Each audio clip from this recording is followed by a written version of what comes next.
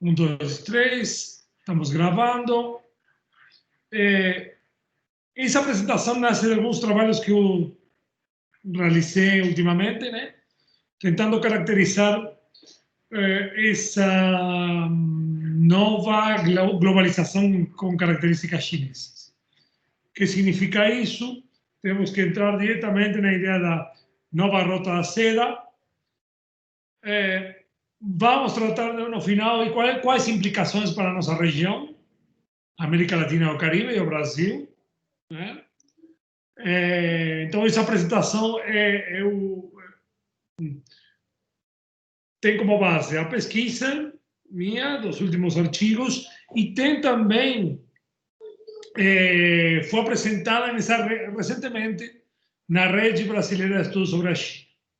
Tá? No sistema a apresentação foi ótimo, tudo, mas o problema foi que não passavam os slides, né? Então, bom, agora vamos passar os slides, ok? E depois vou salvar essa aula, tá? Vai ficar aqui 21 dias e eu vou salvar.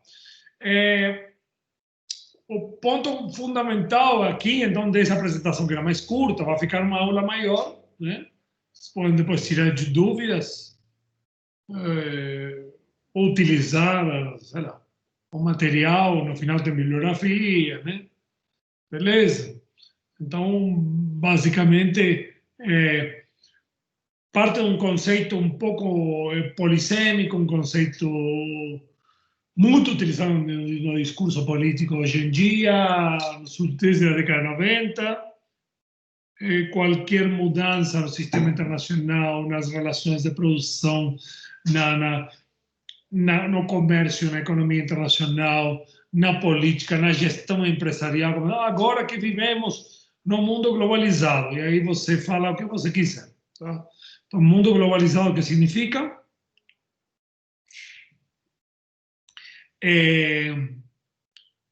Esse conceito se tentou, a partir das ciências sociais e das relações internacionais, da economia política internacional, tentar caracterizar melhor esse conceito, essa noção de globalização. Os franceses gostam mais do termo mundialização, para fenômenos parecidos, né? Mudanças no capitalismo global desde a década de 70 e 80.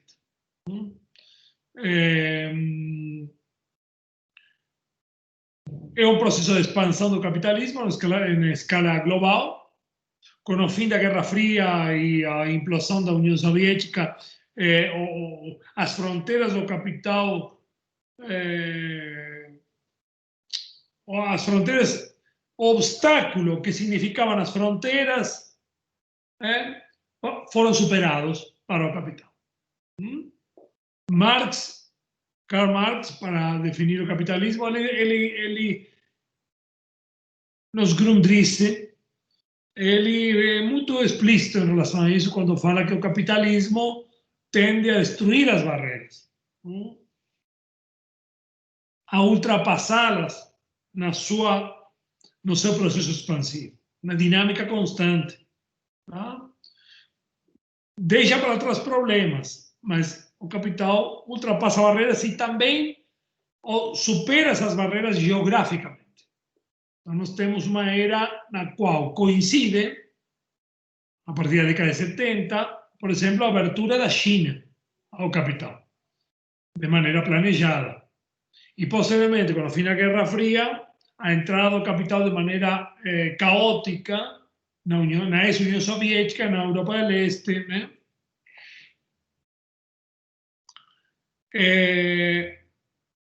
Autores como Giovanni Arrighi, né, eles falam de um momento de transformação da sociedade mundial moderna, né? Essa transformação antecede ao que eles denominam caos sistêmico, né? Que se dá num processo de financiarização da economia, né? E também se manifesta a partir de uma interação entre o que, por exemplo, hoje estamos vivendo uma competição interestatal e interempresarial. Arrighi, Silver e Ahmad escreviam isso na década, final da década de 90, numa crise do capitalismo, começou uma crise do neoliberalismo, do capitalismo neoliberal, da globalização neoliberal. Ok?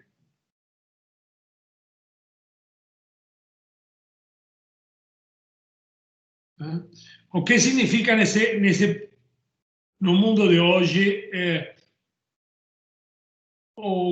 a iniciativa do cinturão e a rota. Em espanhol, la franja e la ruta. Em inglês, conhecido como Belt and Road Initiative. Nesse momento de talvez caos sistêmico, significa um projeto de reconfiguração geográfica liderado pela República Popular da China. Isso significa, alguém perguntará, que a China é hegemônica, ou que a China aspira à hegemonia, no sentido tradicional do termo? Pergunta em aberto. Não temos uma resposta clara a isso.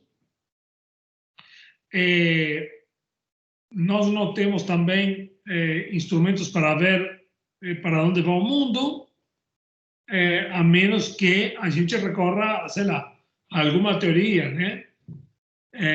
Mas bola de cristal não tem.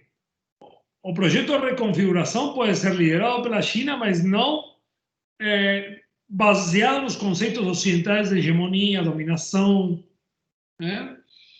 Porque lembremos que o mundo como está tem mais características de multipolaridade. Então você tem grandes potências, inclusive militares, tecnológico-militares, como a Rússia, não? A Índia, dentro de uma configuração na qual Estados Unidos é a principal potência, né? Mas eu acho que as viúvas da unipolaridade, até elas reconheceriam que nós estamos em algo de hegemonia americana incontestada, unipolaridade, etc, etc, né? Acabei de escrever um artigo pequeno com Li Xin publicado na Argentina, sobre o retorno das esferas de influência, né? Isso seria um pouco de caos sistêmico do paradigma, né? Em constante competição interempresarial e interestatal. São duas dinâmicas que se superpõem, uma geopolítica, uma geoeconômica. Em que medida a Belt and Road Initiative, deixamos a sigla em inglês, se diferencia do projeto de globalização neoliberal? Mas para isso temos que definir globalização neoliberal, não é? Qual é o modus operandi da República Popular da China nessas mudanças que estão acontecendo hoje, né? O Belt and Road complementa a globalização neoliberal ou a fragmenta, a supera? É uma complementação? A pergunta é válida, né? Já que hoje, desde 2017, de maneira mais assertiva, a China, por intermédio do presidente Xi Jinping, outros atores, outros ministros, eles vêm enfatizando o papel da China no livre comércio global, em fomentar a globalização, etc, etc. Mas qual globalização é essa? De que maneira a presença da China, através do Belt and Road, da iniciativa Belt and Road, contribui a reconfigurar a globalização atual, os regionalismos, né? De que maneira a pandemia modificou ou expôs a complexidade da relação China-Estados Unidos hoje em dia? Então, as eleições estão... Há poucas diferenças, talvez, entre Biden y Trump en relación a cómo lidar con la China, ¿no? Tal vez algunos analistas hablan que habría un poco más de cooperación en algunas áreas que Trump descartó, ¿no? Medio ambiente, por ejemplo. Isso em relação ao compromisso da China de acabar com efeitos estufa, né? Os efeitos da mudança climática, a emissão de carbono em 2030, né? Então é um compromisso muito alto que a China se propõe. Então, basicamente, nós temos uma grande hipótese que é que o Belt and Road, a iniciativa do Cinturão e a Rota, representa uma resposta à globalização neoliberal, né? Que nós, usando Karl Polanyi, caracterizamos como disembedded liberalism, um liberalismo totalmente descontrolado, né? Fora de si. Sujeito à mesma lógica, a lógica liberal, fundamentada numa proposta de interconexão com princípios liberais integrados. Retomando Karl Polanyi, embedded liberalism, um liberalismo no qual as finanças estão controladas ou pelos estados ou pelas instituições internacionais lideradas pela China, na qual os estados têm um papel preponderante. E isso, a materialização seria o Belt and Road Initiative, que é uma série de investimentos para promover a interconexão e o comércio entre a China e o mundo. Começa com um projeto da Eurásia, conectar China com a Europa, e hoje, depois de 2018, né, 17, o chanceler chinês, o premier Wang Yi, convida a América Latina e o Caribe a participar no Belt and Road, né? É um projeto que leva em consideração a África, nas rotas marítimas, sobretudo, né? Então, estamos falando de a nosso ponto de vista, um projeto de globalização com características chinesas. Ok? Se alguém quer fazer perguntas, pode fazer, porque a aula é longa, né? Tem também para alguns mapas também, né? Embora tenha muitos slides. A globalização neoliberal versus a globalização incrustada, em espanhol, ou em português seria incrustada, integrada, institucionalizada. A ideia de que as forças do mercado não são as que comandam a globalização. E sim são os estados. Esse é um ponto crucial. Na disembedded, desinstitucionalizada, os mercados comandariam. Os mercados, quando falo dos mercados, são as grandes corporações, né, grandes bancos, paraíso fiscal, como os comandantes da globalização, né? Aqui haveria uma mudança qualitativa nesse sentido. Há uma pergunta que se fazia Giovanni Arrighi aí lá atrás, na década de 90, e se, claro, essa ideia de globalização, que na década de 90 se falava ao fim do Estado Nacional, que agora os mercados iam comandar, né? E a lógica dos mercados ia prevalecer nesse processo, né? De fato, eles perguntam, não, será o fato que essa globalização ocultou o poder dos Estados nacionais, né? E nós partimos da premissa de que sim, né? Foi como um guarda-chuva ideológico no qual não deixava a gente, às vezes, enxergar a real dimensão do papel dos Estados e da geopolítica nesse processo, né?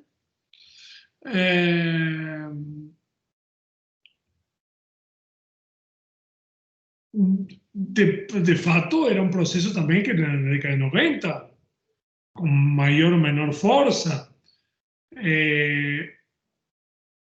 houve uma expansão financeira, conhecida como financiarização, né,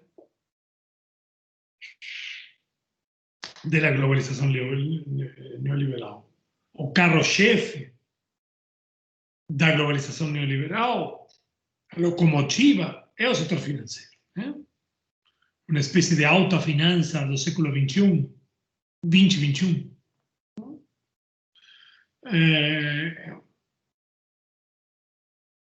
E aí tem duas questões, né?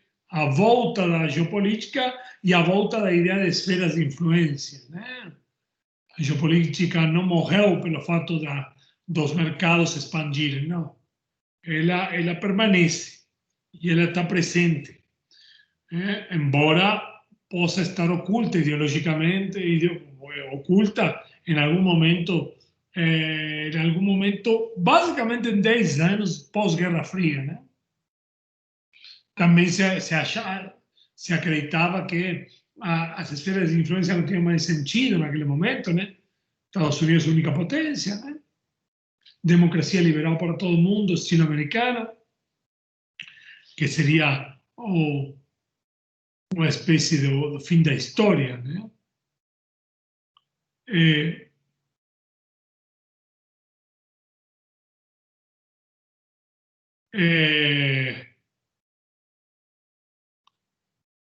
Beleza? Bom,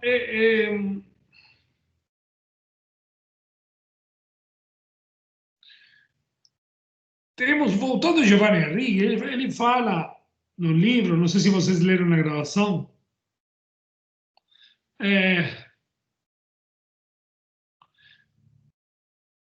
o livro Ao Longo Século XX, não sei se vocês leram. Alguém leu?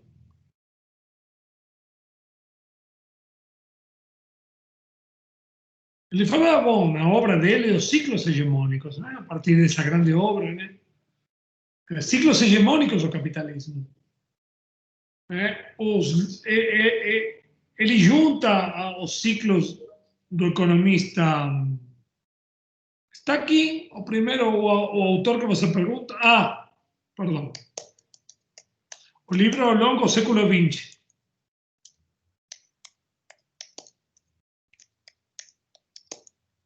Numa época, os alunos liam isso, de graduação, né? Parece que hoje.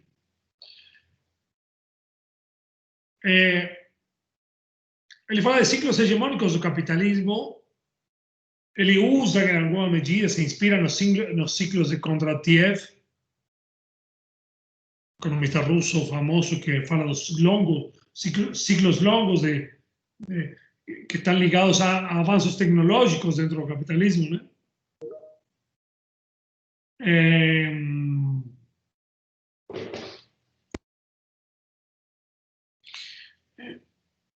Um parêntese. Ricardo, eu recomendei vários livros de Giovanni Arrighi. O último é o Adam Smith em Pequim, tá?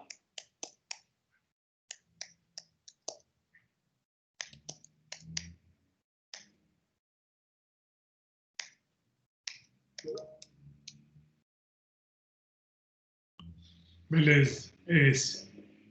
Tem outro, Caos e Governabilidade, escrito com coautoria, né? Que são uma série de análises que eu comecei com ele. Porque acho que faz todo sentido para entender essa fase de globalização neoliberal e, inclusive, a ascensão da Ásia nesse processo, nesses ciclos hegemônicos. Ele não fala da China especificamente, fala da grande China, final da década de 90, de toda a região e a dinâmica econômica da região asiática. Já Adam Smith em Pequim, escrito em 2005, ele já foca na China mesmo, né? E mostra a grande China seria Taiwan, Hong Kong, toda essa região que inclusive vai ser um motor para o desenvolvimento do continente, né? A China continental, né? Motor pelas diásporas chinesas que foram investir para a China, né? Todo um ciclo virtuoso de investimentos e de promoção por parte do Estado de regiões, de zonas econômicas exclusivas em regiões estratégicas da China, né? Ciclo, então, os ciclos têm muito a ver com os ciclos de acumulação e hegemonia. Ele fala que cada ciclo tem também uma potência hegemônica que entra em declínio numa fase de capitalismo financeiro.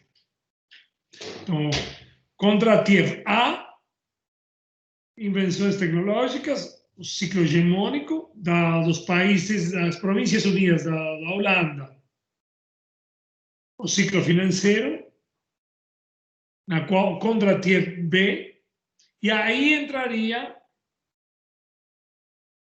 a potência emergente, Inglaterra, noutra fase produtiva, até entrar na fase de financiarização, que seria na fase B, que seria o declínio dessa curva, ok? Kondratiev não tinha em conta as hegemonias, ele trabalhava com invenções, revolução industrial, né? O que faz a Righi é colocar nesses ciclos a hegemonia. Estaríamos frente a uma fase B Kondratiev do ciclo hegemônico dos Estados Unidos? Pergunta em aberto. Então, o ciclo de acumulação e da hegemonia coincide com o processo da fase de expansão produtiva. E a decadência se iniciaria nos processos de financiarização. Nesse debate entre autores críticos, temos Samir Amin, que fala que recorrência não significa regularidade cíclica, né? E ele fala que se vemos regularidade, perdemos a noção da especificidade de um período determinado. Será que a financiarização na era holandesa pode ser comparada com a atual? Se sim, em que sentido? Que muda qualitativamente hoje? Então, o que fala Samir Amin é que nós temos que focar na financiarização contemporânea. Globalização neoliberal contemporânea, especificidades da financiarização, em relação a essas fases do desenvolvimento capitalista. De fato, depois de ler Samir Amin, observamos que, logicamente, houve elementos muito originais na atual fase de financiarização, porque você coloca a abrangência global, as tecnologias, o poder financeiro dos atores, né? E Samir Amin fala que, de fato, o capitalismo se inaugura com a Revolução Industrial, final do século XVIII e século XIX, capitalismo que surge uma nova classe trabalhadora, que é a classe proletária industrial, e que isso é uma mudança qualitativa dentro. Alguns falam que o capitalismo surge lá atrás, no século XVI, XVII. A especificidade da expansão financeira contemporânea atravessa uma fase crítica, fala Samir Amin, onde os interstícios da história do capitalismo preanunciam uma crise hegemônica. Isso não significa que a China vai ser a hegemonia amanhã, mas uma crise hegemônica. Essa ideia de globalização neoliberal tem vários autores que trabalham com isso, né? Tem um debate dos anos 90, né? David Held, Luc Martel trabalham com a ideia de 3 grandes fases, alguns 4. Uma primeira fase começou na década de 90, mas os hiperglobalistas, que é interessante, tem de esquerda e de direita, né? Tem os liberais, tem aqueles de esquerda que acham que também que o Estado Nacional vai acabar. Os globalistas de esquerda. Então, não é hiperglobalistas, logicamente.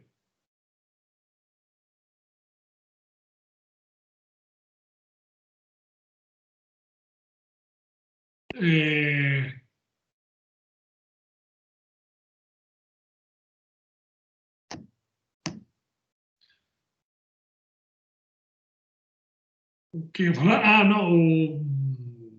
Os hiperglobalistas estão sempre, a gente relaciona com com os neoliberais.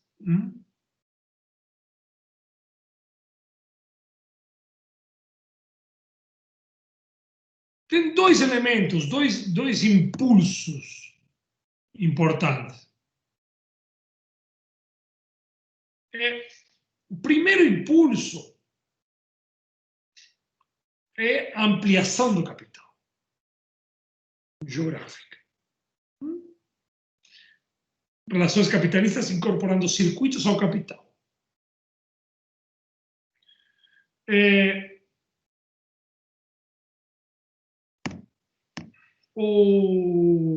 Essa ampliação tem a ver com os três elementos: o comércio, que vai a um ritmo, as finanças, que são quase instantâneas,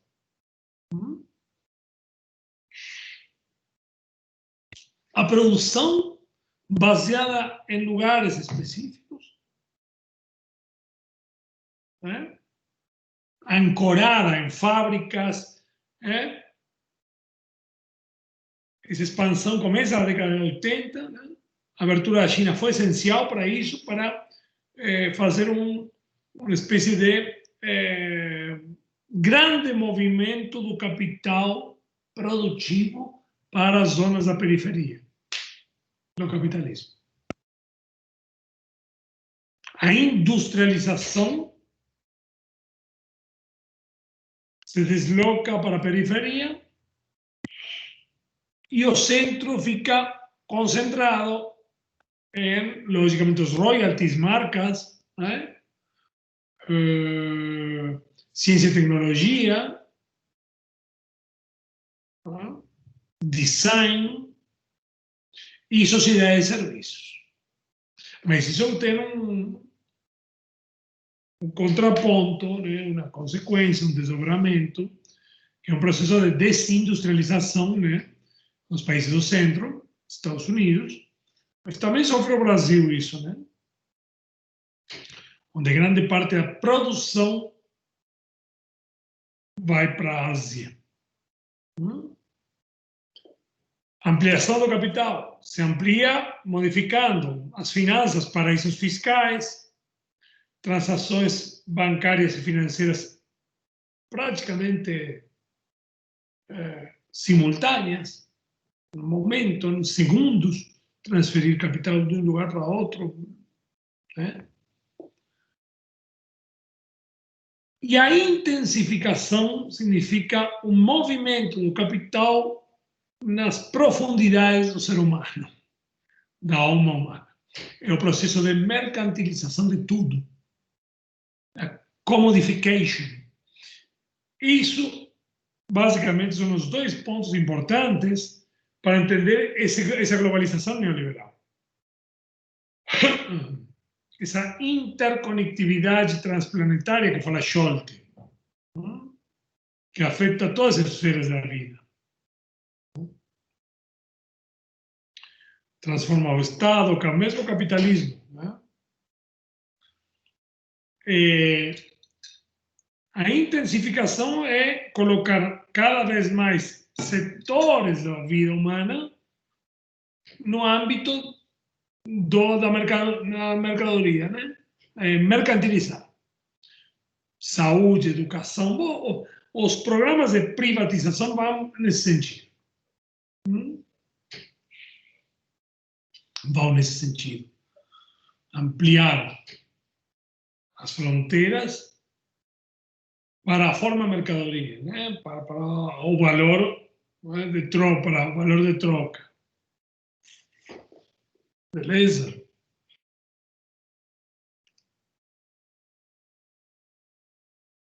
O que fala Scholtes da característica da globalização que é interessante? Essa supraterritorialidade. Transcende fronteiras.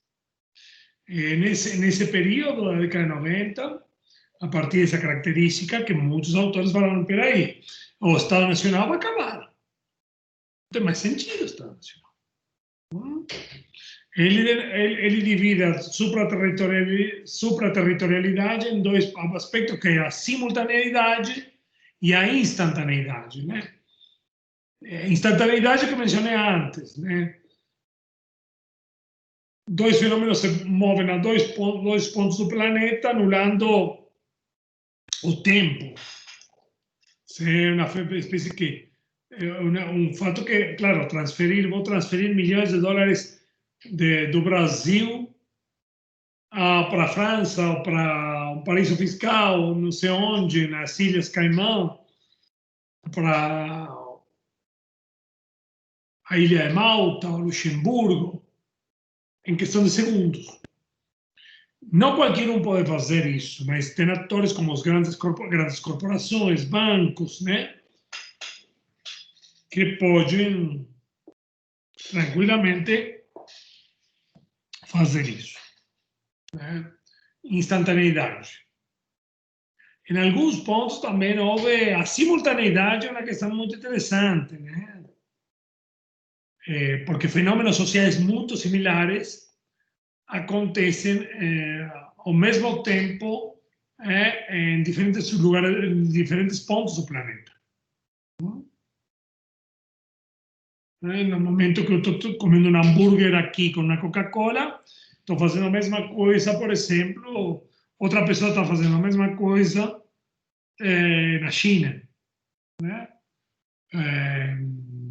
Pelo fato do hambúrguer, não. Pelo fato que a marca talvez seja Burger King, que o refrigerante seja Coca-Cola.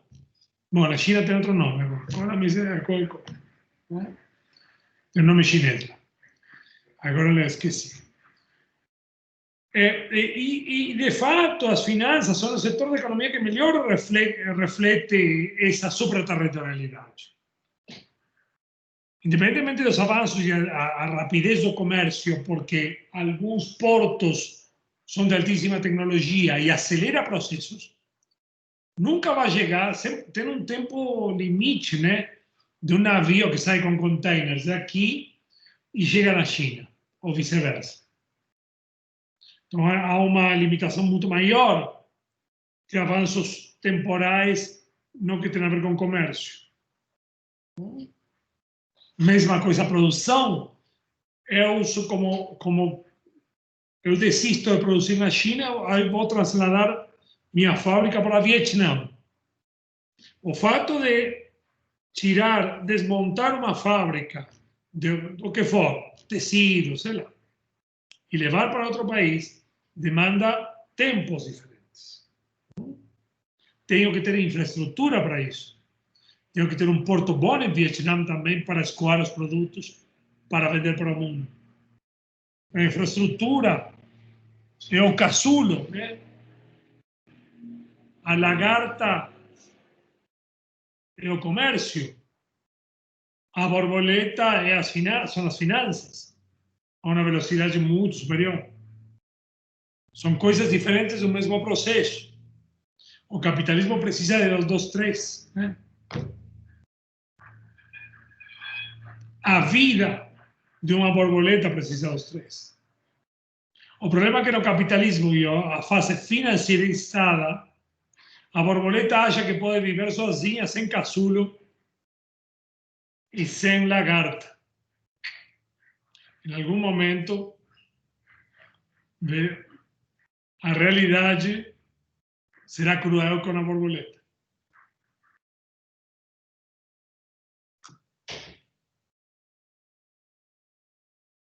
Se alguém tiver alguma pergunta, pode falar. Vou fechar a porta que está fazendo barulho.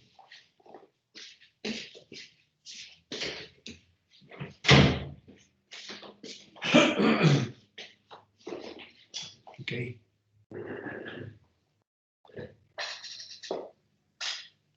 Então, a globalização neoliberal é um processo global do capitalismo,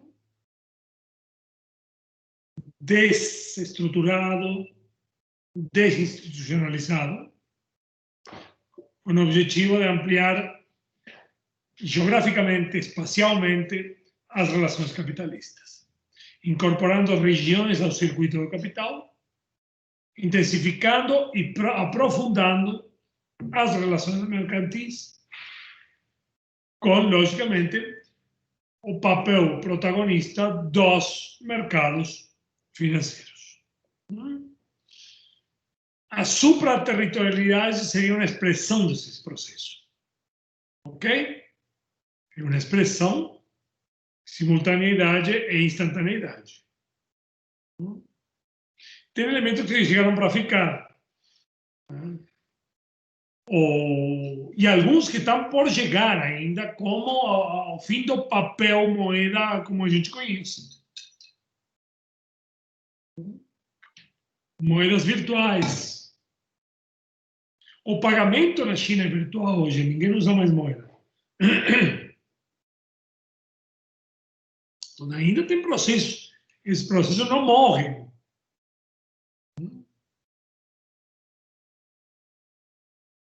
Marcas serão usadas na China e aqui simultaneamente. Mas há um regresso ao território. A borboleta tem que pôr os ovos em folhas. E aí percebe que sem infraestrutura a coisa não vai funcionar.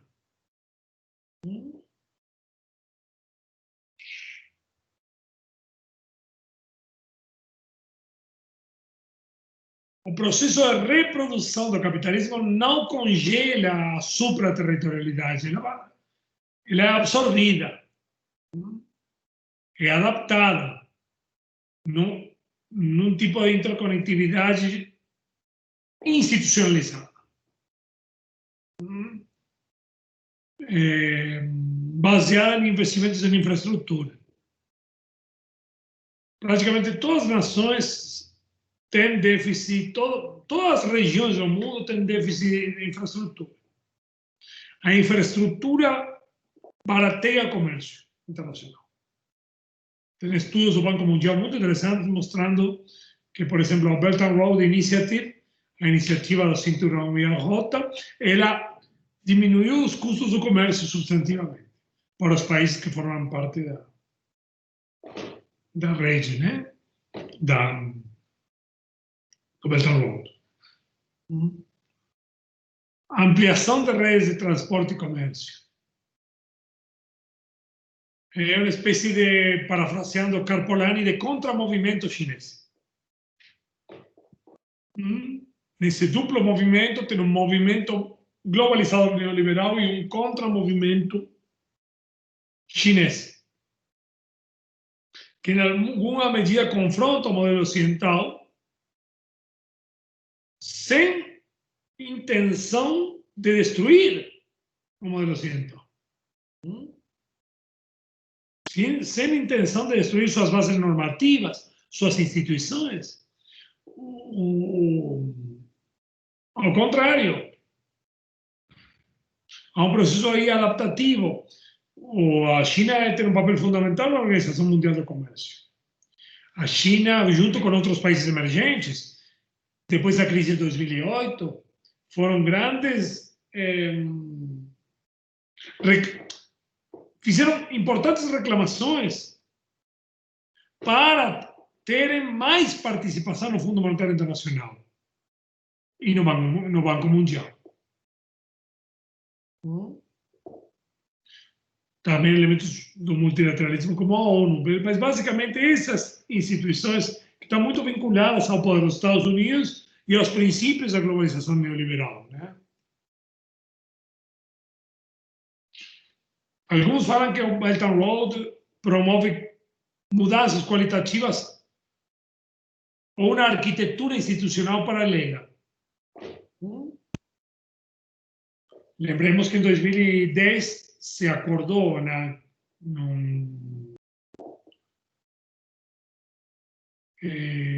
na reunião do G20 na Coreia do Sul, Seul, se acordou as reformas das cotas e votos para dar mais participação à China e a outros países emergentes dentro do Fundo Monetário Internacional. Só que estava parado no Senado dos Estados Unidos, né? Tem que ser ratificado nos países.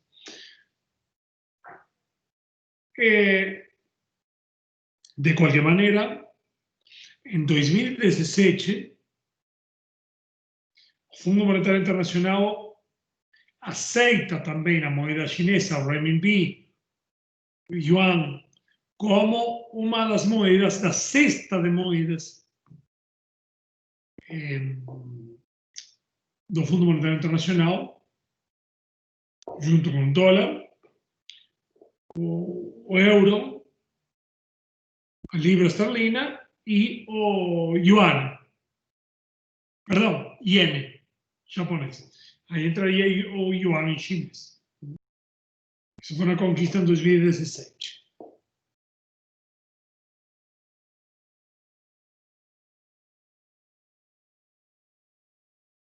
Então, denominamos isso uma embedded Chinese globalization, globalização com características chinesas ou institucionalizadas e integradas. Embedded, lembra que é um termo em inglês que é de difícil tradução literal. Esse processo em curso, então, categorizado como uma espécie de contramovimento, não abandona os princípios liberais, isso é interessante, como destacou o presidente Xi Jinping quando assume Trump e seu discurso protecionista comercial, mas reformula esses princípios a escala global.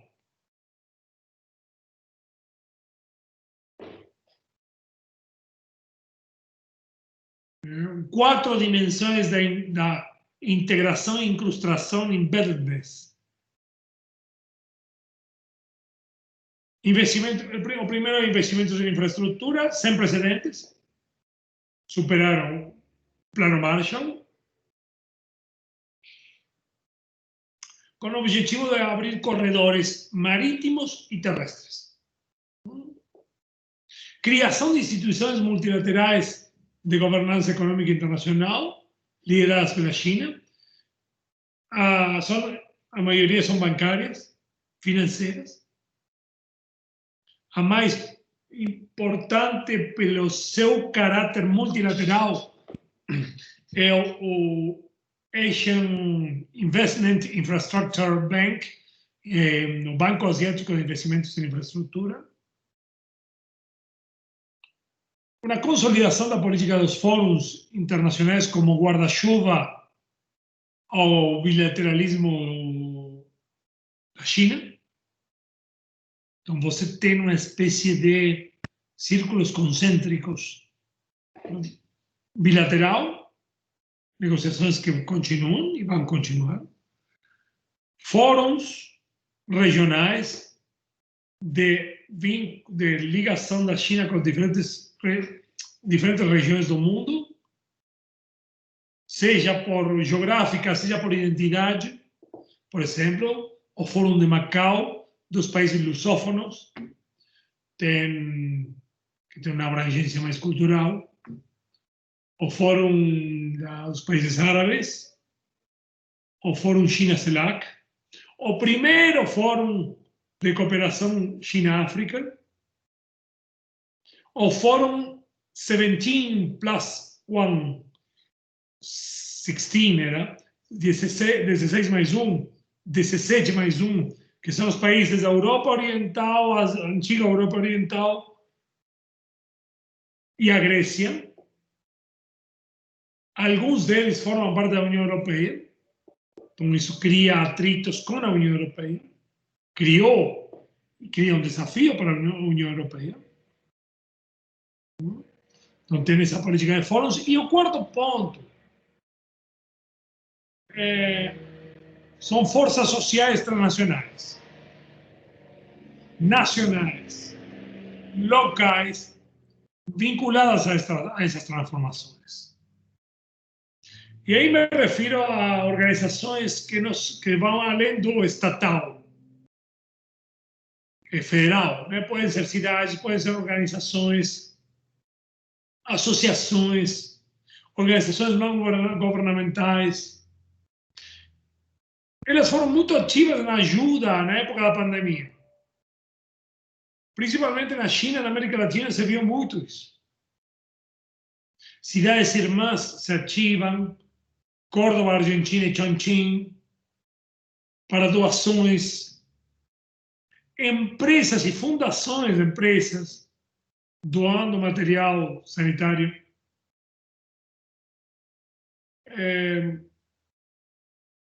Bom, são aspectos que vão além do Estado Nacional, que são forças importantes nesse processo e que eu acho que chegaram para ficar.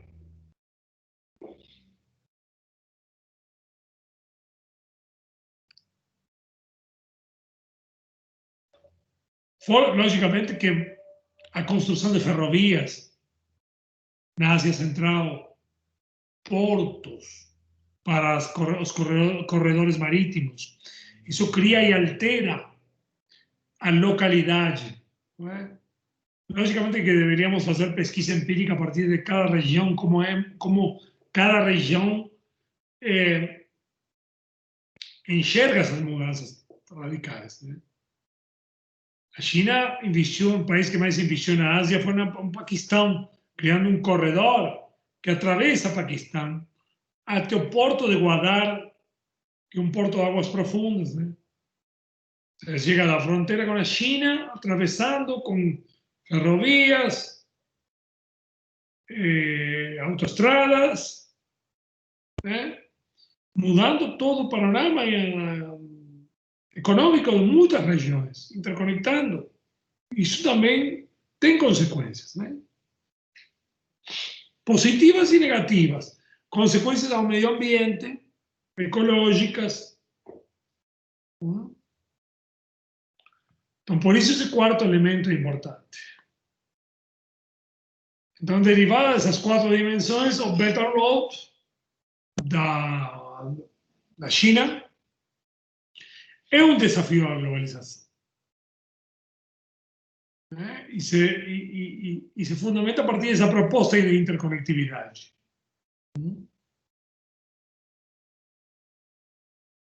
E ela já podemos falar que é uma proposta, um projeto global. E também podemos afirmar que está começando. Vamos ser testemunhas de várias modificações nessa geografia. Né? Hoje mencionava que está sendo construído o trem de alta velocidade, né? A ferrovia que iria conectar a China com até Bangkok. Né? Esse é o projeto. Já está construindo em Laos. Laos limita com Vietnã, né? Então entra pela província chinesa, né? O sul da China, sudoeste, entra Laos e chegaria a Bangkok. Um trem de alta velocidade. Essa dicotomia embeddedness, né? Então a gente pega da Karpolany, né? Então Karpolany é um autor importante para inspirar a gente. Né? Essa ideia do século XIX como uma ideia liberal do que ele denomina utopia dos mercados autorregulados, né? Como um processo desincrustado, né? O mercado adquire sua própria lógica no plano internacional e também no plano de algumas nações, né? E que isso seria um elemento desintegrador do tecido social. Então, nós temos aí algumas questões que queria avançar. Não sei se vai dar para ver tudo, mas vamos avançar até a gente consiga, né? Globalização com características chinesas, né? Belt and Road Initiative, iniciativa do Cinturão e a Rota, que se enquadra nessa mudança que pode ser lido como holístico, uma globalização tem características holísticas amplas, holísticas não só pelo fato de ser global geográfico, né? Mas tem uma concepção por trás de convívio humano, né? Tem duas questões muito caras à China, que é a noção do sonho chinês e da comunidade de destino compartilhado para a humanidade. Está nos últimos documentos oficiais. O sonho chinês é um espírito de rejuvenescimento, né? Que eles falam. Que está ligado à antiga concepção, não é antiga, mas é um acréscimo à ideia de desenvolvimento pacífico, né? Da era de Hu Jintao. Aqui tem um mapa que queria mostrar para vocês, para entender o alcance dessa interconectividade, né? Dessa primeira fase do Belt and Road. Entre 3,5 e 4.000 mais de 4.000 quilômetros, Xangai e Jakarta, né? Tem distâncias que vão até 12.000 quilômetros, né? Na África. Amsterdã chega entre 13 e 14.000, 15.000 quilômetros. Dentro da China tem se avançado muito isso, no planejamento, na construção de trens de alta velocidade, né? Hoje são 1.200 quilômetros Beijing, Pequim, né? Xangai. Se fazem 4 horas de trem, né? Se fazer em 8 horas Hong Kong e Pequim. Muito confortável. 8 horas.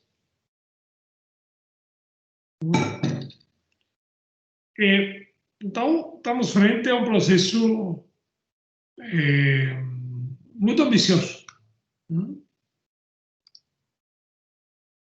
Esse mapa ilustra um pouco melhor quais são os corredores e onde tem os principais investimentos, né? Então, observem aí, tem 6 corredores, tem a rota marítima, 6 corredores, né, estipulados pelo Belt and Road, né? Tem as rotas marítimas, eles se parecem muito às rotas marítimas que nós vimos das dinastias Song, né? Já existiam essas rotas marítimas. Logicamente que agora conectaria a Europa, né, de maneira integrada, né? Paquistão é importantíssimo nessa questão de rotas marítimas. Aqui tem o porto de Gwadar, observem no Paquistão. Em Paquistão é o ponto fundamental para diversificar a dependência do Estreito de Malaca, por onde passa praticamente 80% do petróleo do mundo, 70% mais do comércio mundial, passa pelo Estreito de Malaca, Indonésia. Observe. A ideia do corredor de Paquistão via interior da China é também escoar produtos pelo porto de Gwadar, que foi um porto novo, construído pelos chineses. E, logicamente, relações de amizade com o Paquistão vem de longa data, né? Vem da época da independência da Índia. Esse seria o corredor China-Paquistão, né? Onde concentra a maior parte dos investimentos. Tem a ponte terrestre da Nova Eurásia, que atravessa a Ásia Central até a Europa. Tem a Mongólia-Rússia. Tem a Península de Indochina, que é interessante, porque ela pega, observem aqui. Aqui temos que colocar também esse trem de alta velocidade que falei que chegaria a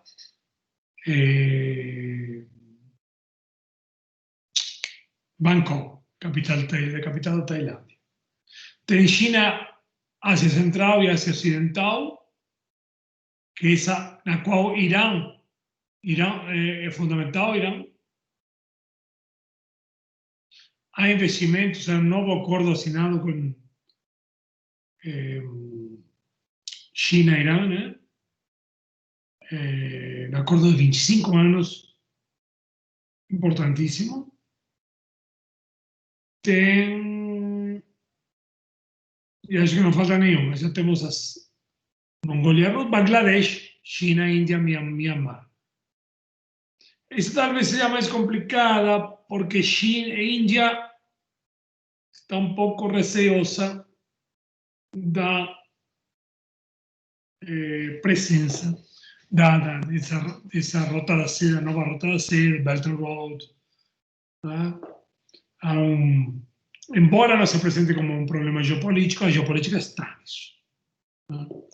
E Estados Unidos está tentando criar uma espécie de estados do Indo-Pacífico, né? Austrália, Índia, Japão, né? Um invento americano Indo-Pacífico, nunca ouvi falar. Em alguma medida para contrarrestar essas iniciativas chinesas. Alguma pergunta até agora? Já dormiram ou não? Como estão?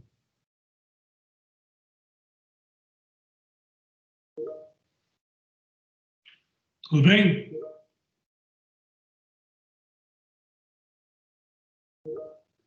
Eu só queria terminar, vamos continuar depois da quinta, mas eu queria fechar explicando um pouco a questão do sonho chinês. Né? Assim como existe o sonho americano, né? O sonho chinês. Né? Tem várias questões escritas. São muito diferentes. O sonho chinês está muito ligado ao desenvolvimento pacífico, né?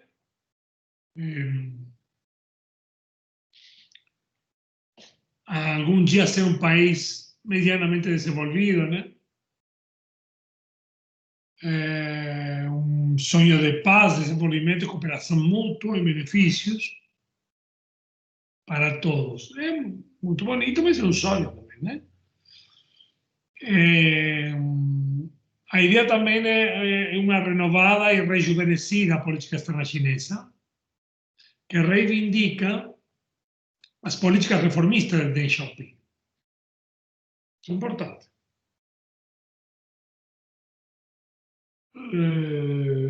E tenta atualizá-las. Nós vamos ver a reforma de Deng Xiaoping com a turma que tem que fazer as apresentações. Que, logicamente, que são reformas que acontecem a partir de 1978, como a consequência da abertura, que começa antes com Mao Zedong e a aproximação com os Estados Unidos. Então, o sonho chinês é uma espécie de rejuvenescimento. Quais são as implicações domésticas? A ideia de prosperidade, de uma outra visão em relação ao meio ambiente. Não começa agora, isso começa há alguns anos atrás, com a ideia de civilização ecológica. e, logicamente, felicidade dos cidadãos, né? Qual seria o sonho chinês e suas implicações internacionais? Basicamente, um sonho de paz, desenvolvimento e cooperação em benefícios mútuos. O BRI, o Belt and Road Initiative, seria, em alguma medida, a materialização do sonho chinês, né? O sonho chinês feito realidade na sua concretude. E um rejuvenescimento baseado na ideia de conectividade ou interconectividade, que é o termo atribuído pela China, ou que seria a globalização com características chinesas, né? Mas não para por aí, porque temos esse outro conceito que é importantíssimo, que aparece nos documentos, que é o conceito de comunidade de destino compartilhado para a humanidade. Isso aparece, essa noção de destino compartilhado, né? Aparece no livro branco do Desenvolvimento Pacífico. Isso está online, podem consultar na página do Conselho de Estado, né? China. Esse white paper, ele sai em 2000, é publicado em 2011. Final do governo Hu Jintao, né? Hu Jintao, no discurso de abertura, né, do Congresso Nacional do Partido Comunista, né? O 18º, em 2012, ele fala comunidade humana com um futuro compartilhado. 3 anos depois, já Xi Jinping como presidente, ele fala de comunidade de destino compartilhado para a humanidade, que tem muito a ver com a associação política, elementos políticos, segurança, desenvolvimento econômico, intercâmbios culturais, meio ambiente. O meio ambiente aparece muito forte já nessa etapa. Depois tem a noção de civilização ecológica, né, que vai nesse sentido. Então, tem aí relações internacionais da China em relação, olhando para uma nova ordem internacional, e isso é interessante, e aí em que medida, a pergunta, toda essa nova ordem que vai se configurando, vai entrar em conflito com a ordem ocidental liberal, né? Essa nova ordem tem 3 elementos interessantes que têm a ver também com o passado chinês. A ideia de relacionalidade, a ideia de autoridade humana e a ideia de simbiose, né? Em alguma medida, uma nova solução para a governança global proposta pela China. Essa ideia de criar uma comunidade 5 em 1, 5 in 1, que inclui política, segurança, economia, cultura e ecologia. Como essas 5 questões podem dar forma a um novo convívio humanista, sei lá. Essa autora, Maria Francesca Staiano, escreveu um artigo sobre a nova ideia do humanismo chinês. Ok?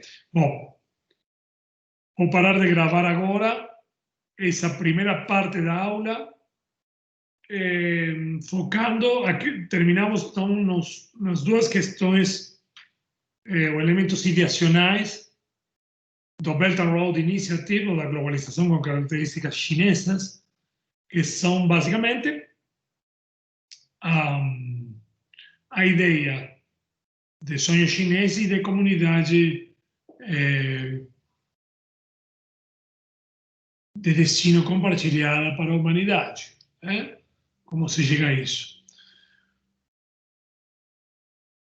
Na próxima aula, eu vou focar já na quinta-feira, vamos focar um pouco mais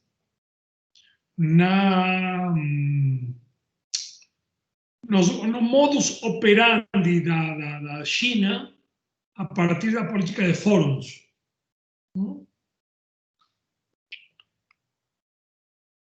O que denominamos minilateralismo, né? O multi seria a ONU, né? Uma instituição que abrange o mundo todo, mas potencialmente, né? Todas as nações. Mas o minilateralismo são fóruns menores. Alguns falam plurilateralismo, nós falamos minilateralismos. Que não seria algo intermediário entre bi e multi. Beleza? Então, nesse momento,